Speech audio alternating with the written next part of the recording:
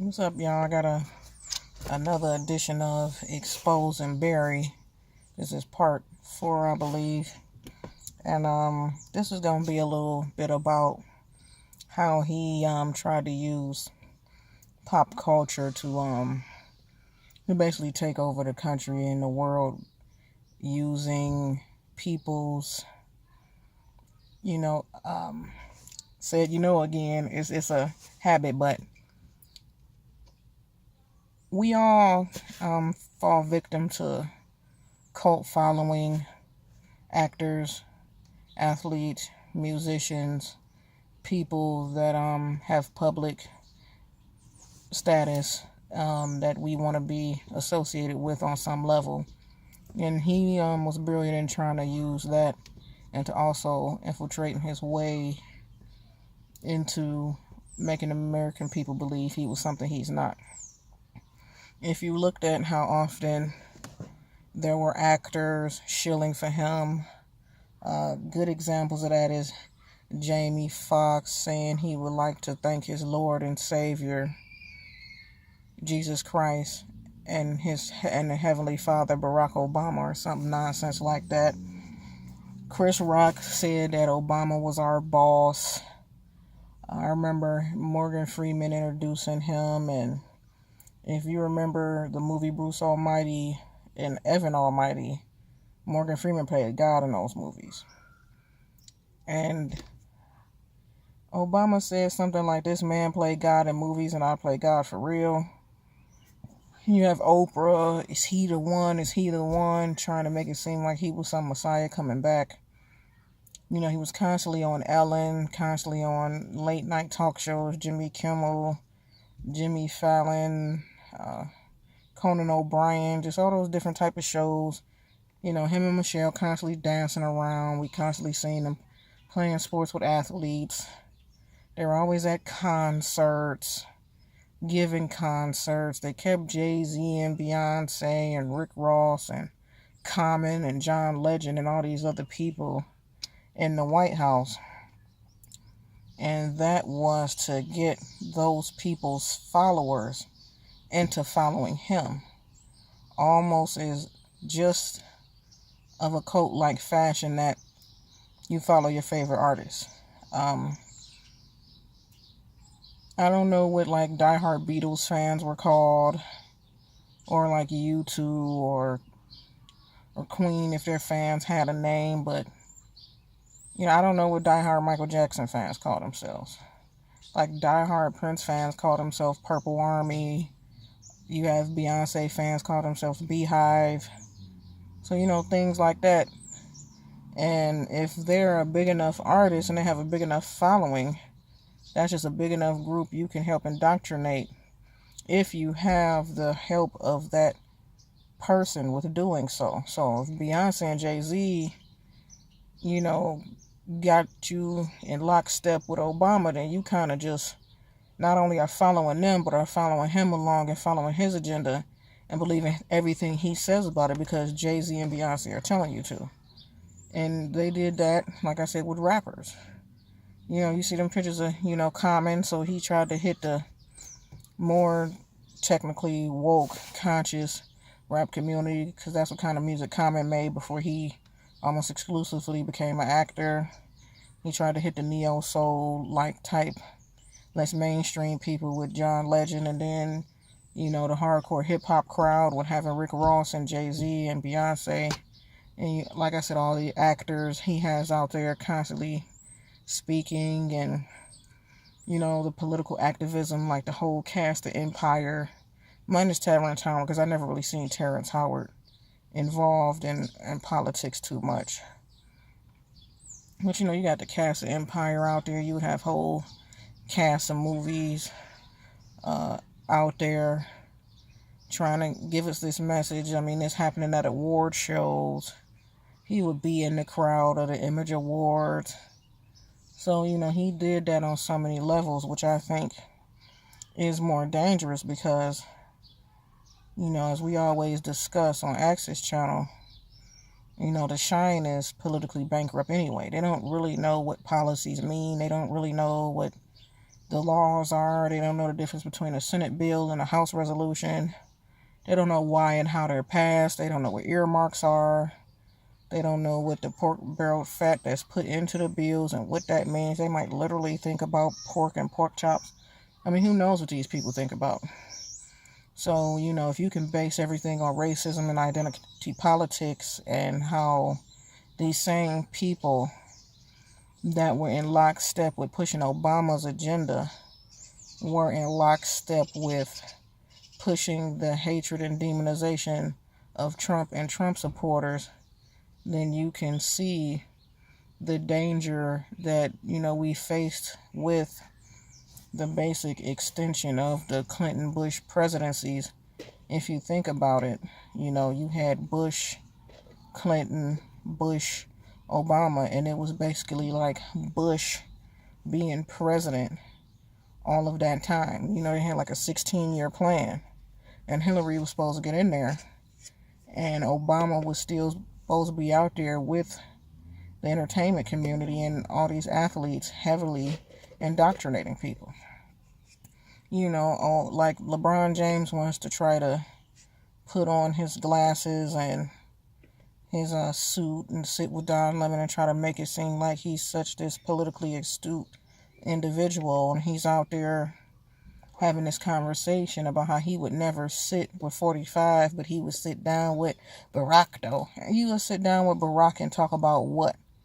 After the fact he's no longer president. I mean, what would be the point of that? But you'll have all the LeBron James fans take that as a message to not trust the current president we have now. I have stated before, and I've tell people I work with this, I've said this on Facebook, on Twitter, I make no secret that I was no fan of Barack Obama. Didn't like any of his policies. He almost could do no right in my eyes.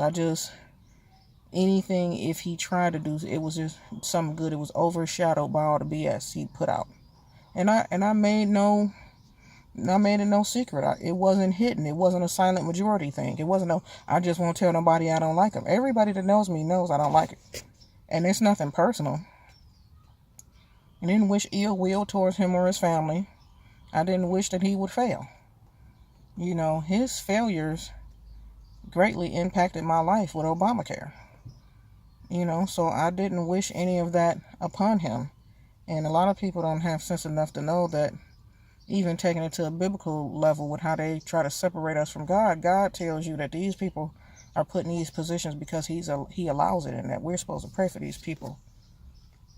And if you understand that, then you understand where I'm coming from with, I wish he was a great president. He just wasn't.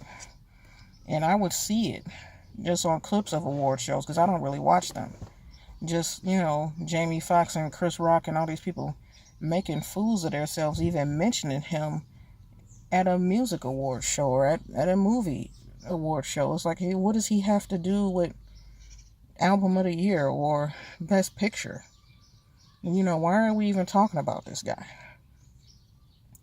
And I find it a bit ironic that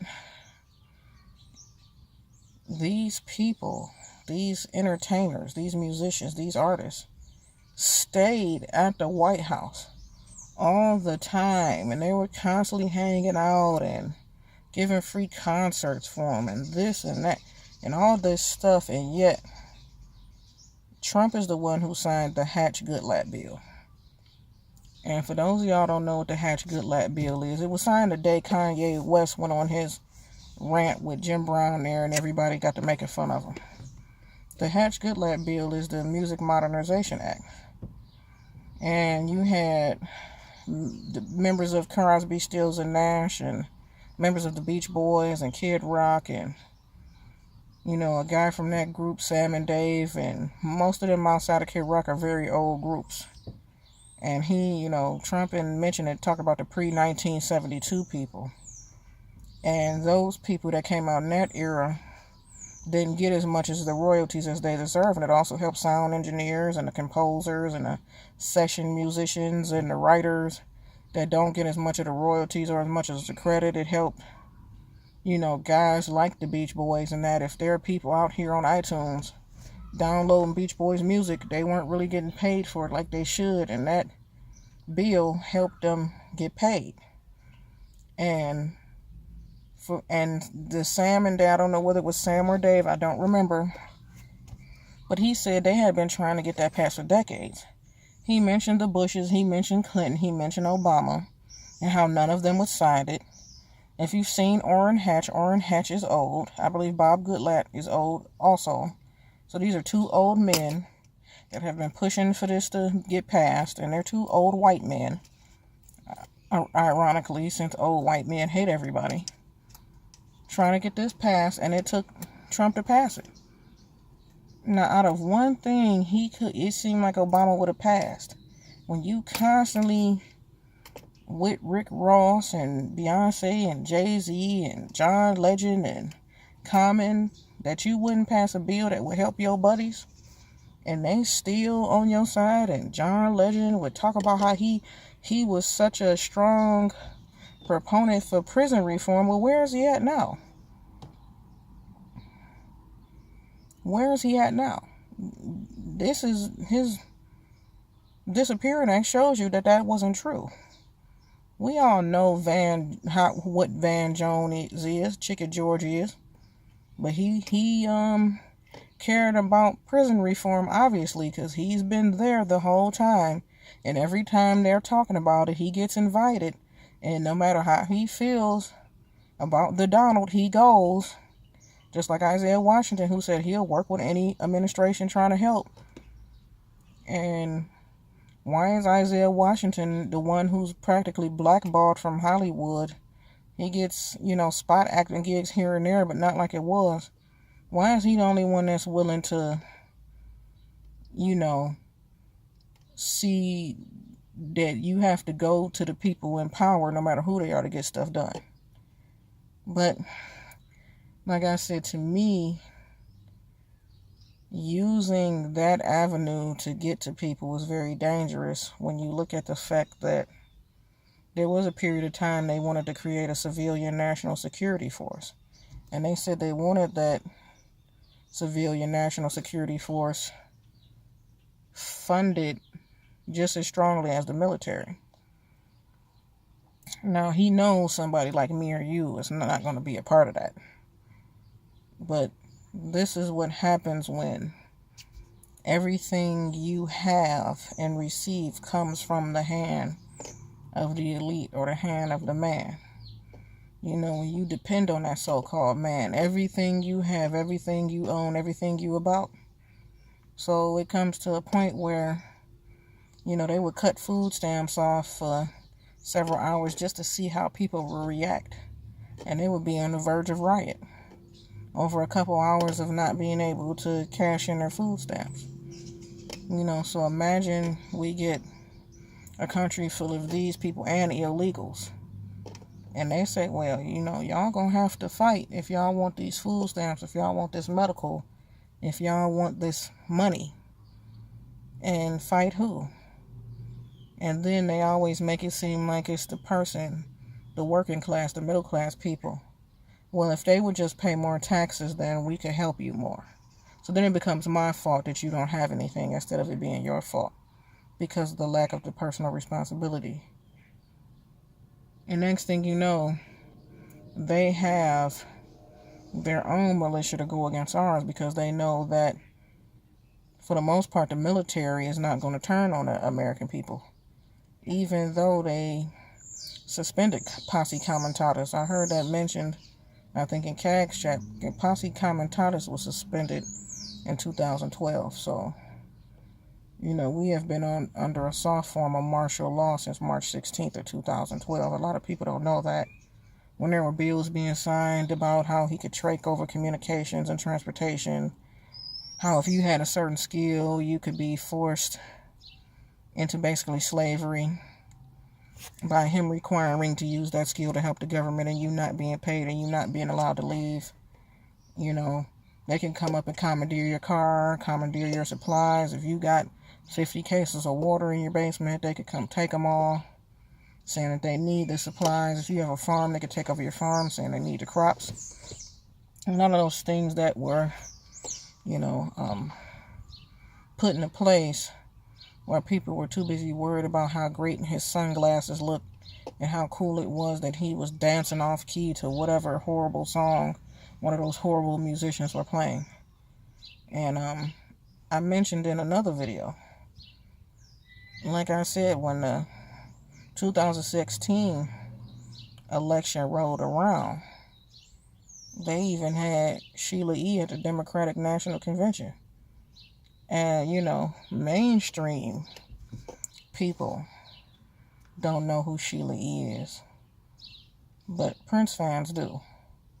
And he had a very large, very diverse in age, race, and sex, just two genders, of a fan base. And there's a segment of his fan base that they don't care what it is. If it says his name on it, they're going to buy it. If his picture is on it, they're going to watch it. If somebody associated to him is talking, they want to hear it. And it doesn't matter if it's psychobabble. And this is why his hairdresser can write a book. Who the hell wants to know about how you flat ironed his hair for 30 years? But it'll become a bestseller. And they had her saying that if he was alive, he would have voted for Hillary Clinton, which is not true. And she knows it's not true. But there's a whole segment of people that don't know that it's not true, or they don't care that it's not true. You know what I'm saying? I know that once he became a Jehovah's Witness, he stopped voting. I also know that before that, he was a Republican. So either way, he wouldn't have voted for Hillary Clinton. And despite his shtick, and for most of y'all don't know that the outfits and all that, some of that was a large majority of that was shtick. It was his niche. His Humpty nose. He was a very traditional alpha type male, so and like in the Jehovah's Witness faith, a woman cannot give a man a Bible study. She can only give another woman a Bible study, because a woman is not in a position biblically, with the way God is the ultimate patriarchy works, to tell a man anything. So I don't see somebody like him even wanting a woman to be the leader of the free world, because as we were saying about Kirsten Nielsen, women come from a place of emotion too much, and men come from a place of logic and not emotion. And that's why you have both sexes to balance each of those equations out. But that goes back to the fact that they play on your cult-like loyalty to your favorite singer or actor or basketball or football player. And he was the master of immersing himself in that. And he had to create that image to do that. If he, in another setting, would have came out, the guy's a freaking dork. I don't know if he's smart or not. And him speaking as well as he does doesn't mean anything to me, because I don't have to pander to black people. I get told about my vocabulary, and I get told that my kids talk white all the time, so that doesn't mean anything to me. I used to get into it with my ex-husband all the time because he didn't speak proper English, and it was very irritating. So Obama speaking proper English is not what I mean. He wears mom jeans and he's a man. He can't dance. He's very awkward to me with Michelle, because, he's a freaking dweeb. Straight sucker. He's a sissy. In the real sense of the word, sissy. But, they had that image and that Huxtable's strong nuclear family, even though black people have no respect for the nuclear family. And I'm generalizing. I don't mean everybody, so there's that. Even though my parents didn't stay married, I was still raised by both parents. So you still have people that have traditional values, but those people that do get those from having a strong tie to their Judeo-Christian faith. And that's where it comes from. in this society where the patriarchy is a problem, a lot of that is going to fade away, to the point where we might end up in the future, if things don't get back under control, with a single person with no children in the White House, which would be ridiculous, but, whatever. But back to, what I was saying, seeing him, constantly in the midst of these people, it was very disingenuous on the parts of him and the parts of these people who helped him pander to the masses, because it wasn't just to black people, it was to white people too.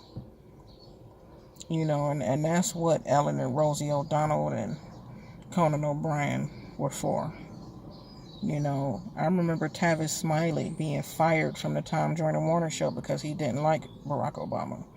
Because he was a person that may be liberal, but he could tell the truth. He was more of one of those Dave Rubin type guys that, yeah, I'm a liberal, but this is some bullshit. Or like Tim Pool, I'm liberal, but this is stupid. So he was looking at his policies and saying, look, these are bad policies. I don't like them. And next thing you know, he's off of the Tom Joyner Warner show. Next thing you know, he's fired. Because they can't have somebody that black people know is intelligent saying, hey, something's not right about this guy, because you might be one of those people like me, like, well, what does he mean by that? Maybe I should look that up. And so you had the radio host, like I said, like the Tom Joyner syndicated. He's early morning, so he's catching people in their car on the way to work. My mother listens to Tom Joyner every morning.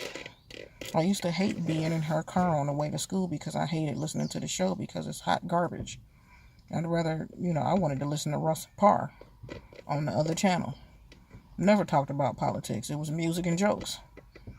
And that was much better.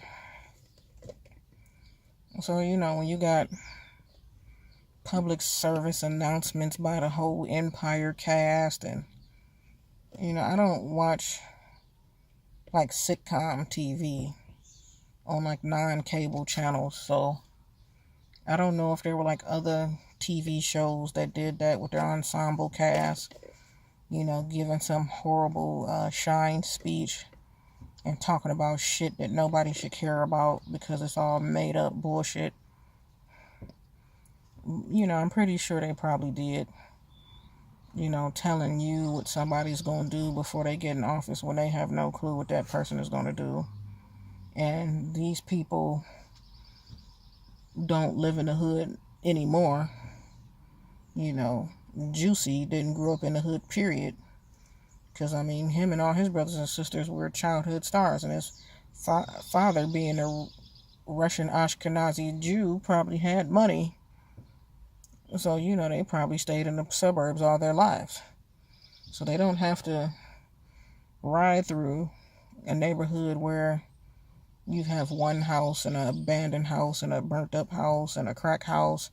And then some old lady who's been there for 50 years, so she's not going to move his house. And then that same thing repeats over and over again like some kind of pattern in a coloring book. They don't live in these places, and they don't visit these places, so they don't care about these places. Patricia Dixon mentioned, my congresswoman in her video the other day, Marcia Fudge. And I guess in her town hall, people were complaining about one thing or another. And she said, what do you people have to complain about? I gave y'all food stamps. Now, that's the soft bigotry of low expectations that Bush Jr. talked about. Why would you assume that I was on food stamps because I'm black? I haven't gotten food stamps since I was 23 years old. I'm almost 40. So her saying that to me is disrespectful, and that's racist, and she's black, but black people are some of the most racist people out there.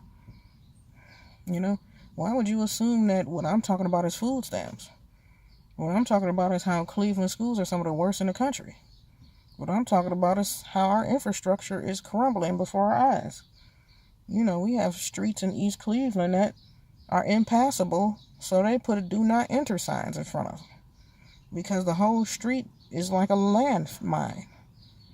That's what these people do with these districts. But, Snoop Dogg and Chris Rock and Alicia Keys and all of these people, they don't live in these districts. They don't come to these districts, so they don't care about them.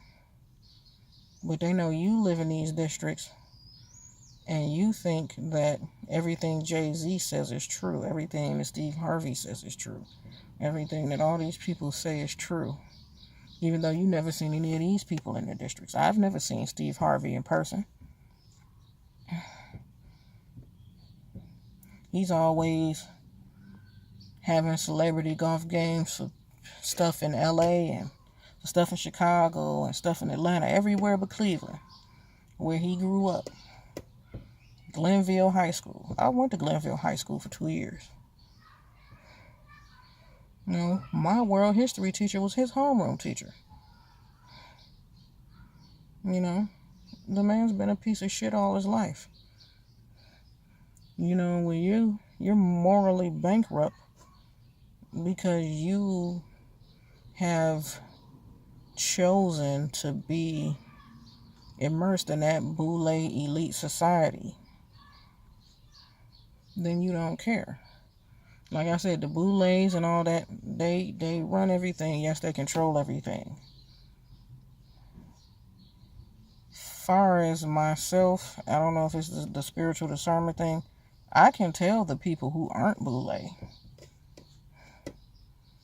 Because there are people that aren't. You can tell. Because they'll have a new album out and you will have no clue about it. You'll never hear the song. And it might take for them to die to know that they had 6, 7 albums you never knew about. And it might take you just happening upon a record store and seeing it sitting there. And if it's real bad, they won't even have records in the record store. But when you have people that are somewhere quiet, somewhere minding their own business, some of those people, when it came pill time, they took the red pill and seen the reality and went and sat down somewhere. Or they chose another avenue, another lane. You got some, they wanted to be plugged in. They wanted things to stay the way they were. They liked all this crap that's going on. They don't mind being a sellout or pushing some agenda or having us following along like sheep. So when you just look, you might see YouTube videos of it everywhere. I had, Obama's son, Al Green, ain't that cool? Obama sung Amazing Grace at that South Carolina church. He is so cool. Did you see his sunglasses? I'm like, did you see the unemployment rate? Give a fuck about his sunglasses? You see how many shines out here don't have no job? When shines don't have jobs, they mutate into avocados. It's like gremlins. You don't pour warm water on them or let them eat after midnight. So when a shine at least has some form of employment, that's part of a day where they're occupied with not being a nuisance to you or I, normal people. So when the shine start losing their jobs, it's like, man, I'll just go get another job. That's not how they think. I don't have a job, so, that lady with that Equinox, I'm just going to rob her. That's them eating after midnight. That's them becoming an avocado. That's that gremlin when it morphs. They're not the little fuzzy one no more, gizmo. They become the ones that look like gargoyles. So you have to be careful with the pop culture angle that these politicians will use. And that's why you see so many of them going to Al Sharpton and going on the Breakfast Club and going to, Team Pander, going to Pander Central, with the book dancing club. I mean, do you see Republican candidates going on a buck dancing club? I'm going to tell these shines they're going to get reparations, and I'm going to tell these shines it's okay to work at the Gap. I mean, technically there is nothing wrong with working at the Gap. If you don't have 5 or 6 kids at home. If you're a single woman or man and you're in college or whatever, if you're out of college, but you're single, you say you're 31 years old and you're single, and you can work at Gap and make $13 an hour, and it's cool for you because you're single. Fantastic. And you like selling people khakis with automatic creases built in and polo shirts. Great. But don't start having whole families while you're working at the Gap and then complaining about how much the Gap pays, as if something is supposed to change about the Gap because you had 3 or 4 kids. So that's another part of Barry that I wanted to expose, his use of pop culture and pop culture figures, and the Democrats' predilection to do the same thing. Because, they have all of them out there in full force. Bernie, AOC, Cum Guzzler, Chopsticks, Taco, Jazz Hands, Beto, with the jack-off disease. They have them all out there trying to do the same thing. So beware of the fact that your favorite band might be up there telling you how fantastic Beto is. And just listen to them fuck CD and tell them to shut the fuck up talking to you, or shut up and sing, as Laura Ingraham says. So I think I'm going to make one more video, and tomorrow I'll be flying the friendly skies on my way to Bali, Indonesia. And maybe I'll take some videos to show y'all what it looked like over there. Alright. Fuck the haters. I'm out.